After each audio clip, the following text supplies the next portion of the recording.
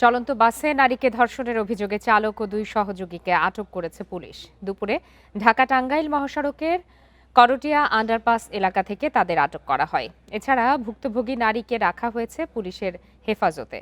Police জানায়, বুধবার রাত 11:30টার দিকে রাজধানীর মিরপুরের রেডিও কলোনি থেকে আশুলিয়া যাওয়ার জন্য সাভার পরিবহনে ওঠেন ওই নারী। আশুলিয়ার আগেই অন্য যাত্রীরা নেমে যান।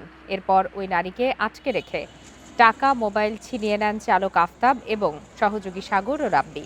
এরপর টাঙ্গাইল মহাসড়কে ঘুরতে থাকে বাসটি। এ সময় নারীকে সংঘবদ্ধ ধর্ষণ করেন চালক ও সহযোগী।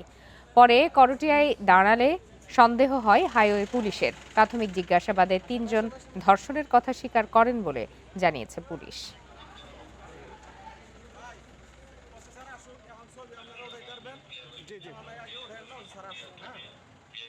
টাঙ্গাইল থানা পুলিশের একটি টিম ইন্সপেক্টর ভিক্টর ব্যানার্জির নেতৃত্বে আমাদের নারী পুলিশ সদস্য সহ ঘটনাস্থলে গিয়ে ভিকটিমকে আমরা উদ্ধার করি এবং এই ঘটনার সাথে জড়িত 3 জনকে গ্রেপ্তার করি এবং যে বাসটিতে তারা ছিল এই বাস আমাদের হেফাজতে নেই।